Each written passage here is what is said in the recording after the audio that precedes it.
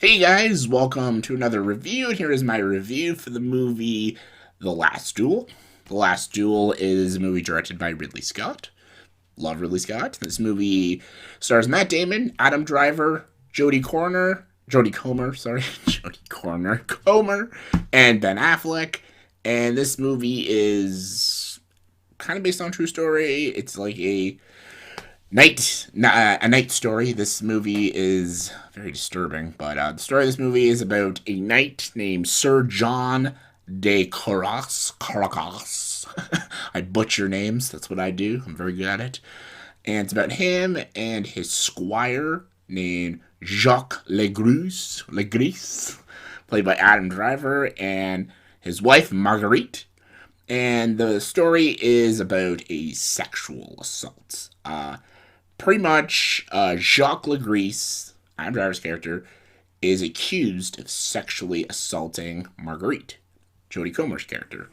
And King Charles, sorry, at the time, uh, basically has this like kind of court system, and everybody has like different stories of what happened, and something horrible happened, but who's telling the truth? Is it Lacrice? Is it Marguerite? Is it Sir John, or is it someone else? What's happening? What's the truth?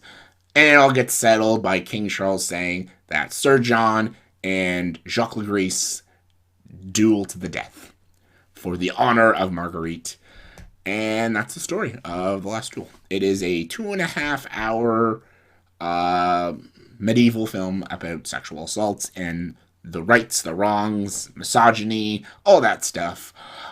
This movie did a lot of great shit. They could have done things better. I liked this movie. I will never watch it again. And yeah, Ridley Scott. Love Ridley Scott sometimes. He did my favorite movie, Blade Runner, and The Martian. Great film. Gladiator. A lot of great Alien. But sometimes he does like these really bad films, like what the fuck is that one?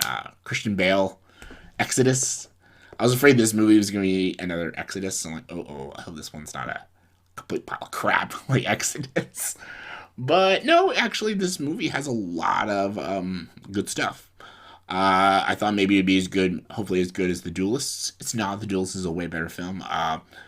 This movie is very bleak, incredibly depressing, and it talks about the story of what happened to this woman and what the truth is. And during this time period, a lot of people didn't believe women in this time. It's interesting. There's a movie already existing that is a lot like this, and it's Akira Kurosawa's Rashomon. And that does a story also about an assault and attack. It's different point of views, different stories. That movie's amazing. That movie's a masterpiece. Akira Kurosawa is just an incredible filmmaker. That movie's incredible. That movie's way better than this.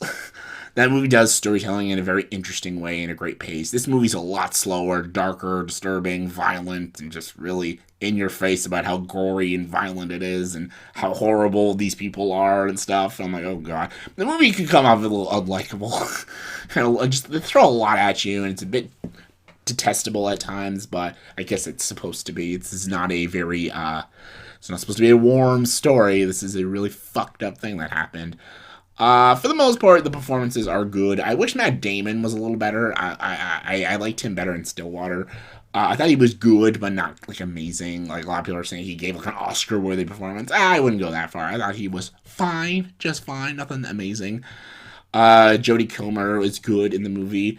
Adam Driver is very good too. He's just a fucking creep in this movie, man. He does a good job though.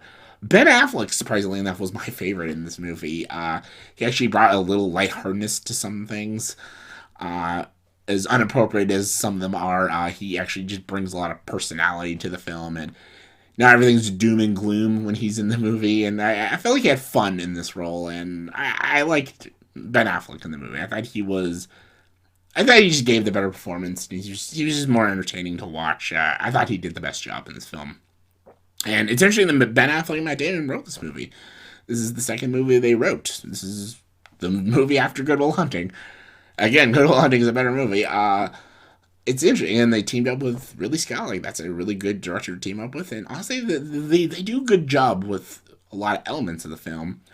The story is a fascinating story. Like that is interesting. Um, I feel like just I feel like the writing wasn't the problem. It was actually the directing that was the problem. Because the writing is actually pretty strong. There's good dialogue. There's interesting characters. I could tell. I could feel a lot of pain in the dialogue and the conversations these characters are having.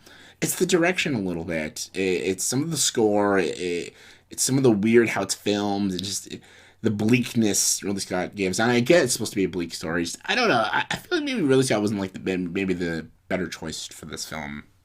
Honestly, I feel like this whole movie should just been a dialogue movie. Really, I know there's like a big bloody, violent thing, especially in the final act. It just gets gruesome, and it's cool and all. It's cool to see, and like, there's some pretty epic moments, and it's entertaining. But I feel like this whole movie should have just been a dialogue movie. And I see like a Richard Linklater actually directing this movie in an interesting way. I don't know. I feel like this whole movie should just been dialogue. And I think it would have been a lot more fascinating. And maybe like one little violence scene in the ending and stuff. I know like putting the violence makes it more like cool and like yeah, you want to see this fucker get what he deserves, and I get that. Like I just feel like more conversations, more dialogue. And there is a lot of dialogue in the movie, and it is pretty damn good. But I wish the whole movie was just like maybe like a court system and stuff. That would have been, I think, pretty cool. Kind of like Rashomon does that, and Rashomon's just a better film. I feel like that's just a Rashomon just did this story so much better, and I don't know, it was so bleak, and even the ending were, I don't want to spoil it, but like even the ending, like I thought there'd be a little bit more sunshine at the end of the rainbow, but not really. It just even ends kind of like hollow and just miserable. It's just a pretty miserable movie, and I get it's supposed to be, but I don't know. Just, I liked for what it was going for. Just, it's not a movie. 100% for me. It's not a movie I'd want to watch again. I'd rather just watch Rashomon again. That movie's just way better. I'd still recommend it if this story seemed interesting to you. I'd still say go see it. It is a well done movie. I think its direction could have been a little better. I liked its writing. Ben Affleck and Matt Damon are good writers, and I wish they just wrote better, not better, more movies. And I liked Ben Affleck a lot in this movie. The supporting cast better than Matt Damon's performance. There's some cool moments, some pretty like bloody moments, which are awesome. But all in all, I think it was just pretty good. I wouldn't go like excellent or amazing. Pretty good. Glad I watched it. I'll watch it again. Scale 1 to 10, I'd give The Last Duel a 7 out of 10. It's pretty good. Check it out. So yeah, that was my review for the movie The Last Duel. So in the comment section below, please tell me what is your favorite Ridley Scott movie. I think I've asked that a million times. What is your favorite? Comment below, let me know. As always, if you like this video, please subscribe to the channel and join the dark side.